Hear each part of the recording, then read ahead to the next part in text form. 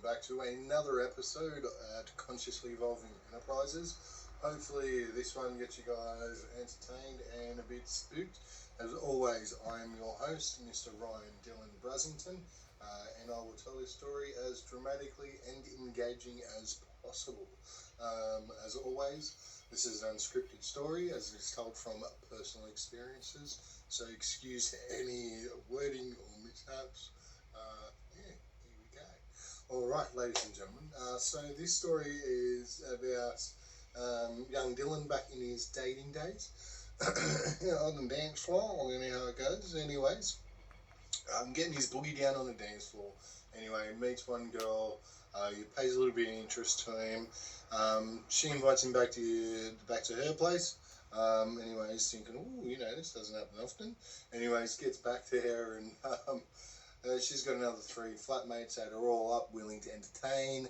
So throughout the night, they were pretty much sitting around the lounge room, drinking some wines, getting to know each other, which was nice. Dylan and this girl Lisa, pretty much made up a game that become an in-joke between them, and then make up intelligent conversation and responses to that intelligent conversation. Just to absolutely sound like they were full of it. It was a pretty good in-joke that developed on the night. Young Dylan's thinking, there's a bit of a connection here. We're all having fun. Flatmates obviously approve. Pretty nice. All right. All having a giggle. The night passes pretty quick. Looking at the clock, 3 o'clock, devil's hour. Better head home. Don't make a fool of myself. So did so. Dylan goes home for the night, getting young Lisa's number, and decide to meet up again in the future. Over the week, exchanging text messages and whatnot, getting to know each other that way as well, as the 21st century predicted. But anyway, so they decided they were going to have their second date, or, first date to say, at a place where Lisa was house sitting. So she was house sitting for someone in a place called Springfield on the Central Coast. That person had gone overseas somewhere or other, and she said, what I want to do is come over here, have a bit of, lounge room picnic, and I'll cook home pizzas. We'll have a bit of a romantic setting here, and young Dylan thinking, oh yeah, she's pretty nice first time around, getting to know her is pretty good. Alright, she's house setting someone else's house. Yeah, I'm in for it. So anyways, gets dressed up for the night and heads over to this place that she's house setting in Springfield. And, he pulls up out the front, 7 o'clock at night, the sun's already gone down, and, he's walking up to the front door, the front door's lit, and, there's flowers out the front. Pretty nice looking house, the green mesh on the side to kind of, act as a greenhouse for the plants surrounding it. No ominous feelings at that time.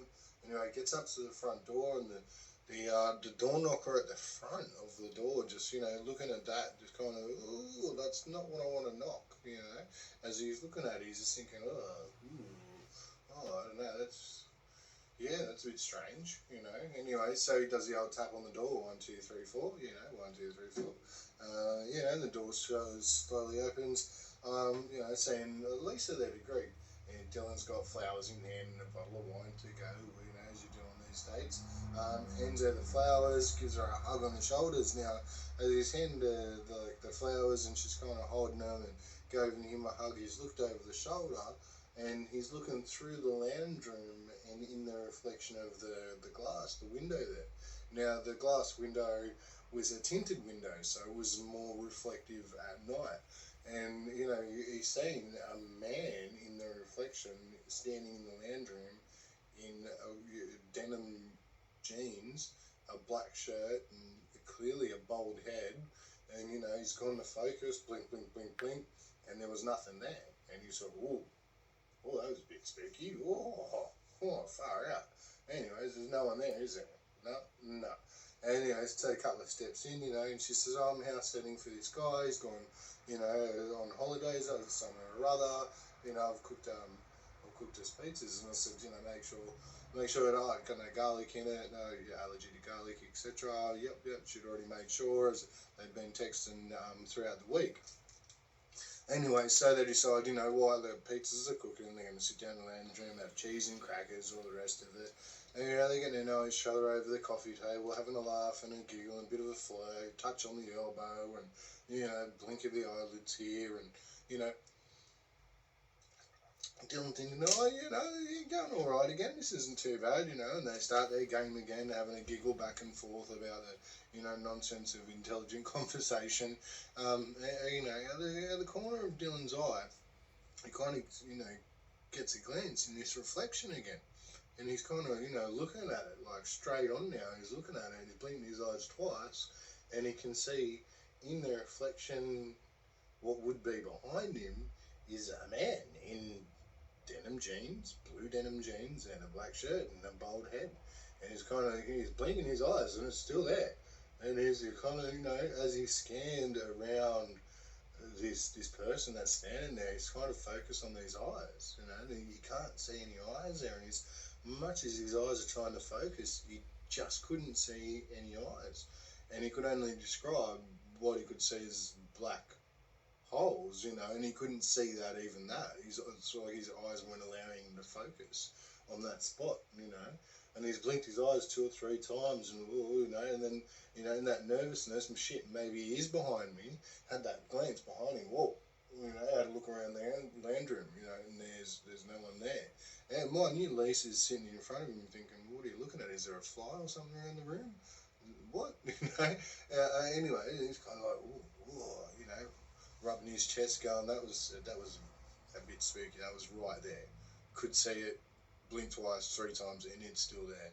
Anyway, so had 2 or 3 wines in now, and Lisa says, all right, just need to go into the toilet. I'll be back in a sec.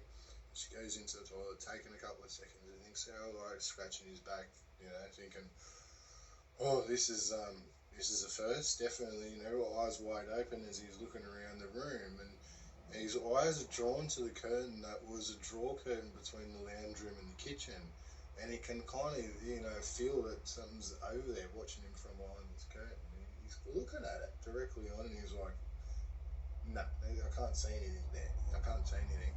He's looking at that reflection again, maybe if I tilt my head back, I can see the angle of the curtain. And as he's tilting his head back, kind of getting that angle there, Lisa comes back out from the bathroom, toilet, and she's kind of taking a slow pace, and she's kind of stumbling with almost a twitch in her knee, like a nervous twitch. And I thought, oh, this Sheila's kind of, she must be keen, because, she's a bit nervous, and she's almost got her head down, and she's not able to make eye contact at this point, a bit nervous, so I was thinking. Anyway, she sits down again, and she's going, do you want another one? Yeah, all right, yeah, I'll have another one. Anyways, and things start to progress. Pizza's ready. Now they go into the kitchen, sit down at the kitchen table, which was kind of, I guess, I felt like a bit overhoarded. It was a bit dark, it was a bit overcrowded, there was a half a table there, and it kind of changed the mood a bit sitting in that kitchen. And as Dylan's sitting there and he's having this pizza and he's looking out in the lounge room at the corner of his eye up this hallway, he kind of gets a feeling, that same feeling from behind the counter, but now over behind the coffee table in the doorway, hallway part there. He's thinking, this is full on, man. Like, I've never been on a day where I've had a haunting. Like, this is giving me the jeebs. Anyway, he played 0-0 to Lisa that was in front of him, thinking, second day, don't want to be a freak. Anyway, so the night progressed. They moved back out into the lounge room. Now they're sitting there and starting to, progress in second day would, starting to get it on, getting a bit closer, hugging, and she's starting to, claw in and, pulling tight and, kind of get those claws digging in the skin. And Dylan's thinking, this chick is into rough stuff. I'm not kinky like that. This is a bit much. Like, whoa. And she's kind of got him around the collar, and she's in his lap straddling him, and she's kind of got him pinned there, and couldn't make eye contact with her at the time, and he's trying to, like, whoa, this is a bit coming on a bit strong, you know. Anyways, at that time, he kind of like glances over and you can see this guy once again in the blue jeans, the black shirt, and the bald head with no frickin' eyes, standing over, just over them, kind of looking at them, but not like standing to the side, more looking at the front door than us, but just standing there, still freaking enough. And I look at that kind of, she's kind of patching down the neck of, you know, and he's, you know, oh, I'm freaking out. So, anyways, he goes, all right, well, you know, ooh. He's kind of pulling away a bit. Next thing you know, Lisa pulls back and she goes, oh, I've just got to freshen up, got to freshen up. She pounces up and she goes down the hallway to go to the bathroom again. He's thinking, oh, wow, all right, this is getting full on. I don't want to be left alone at this point. She comes back out again, twitching at the knees and a bit more staggery this time.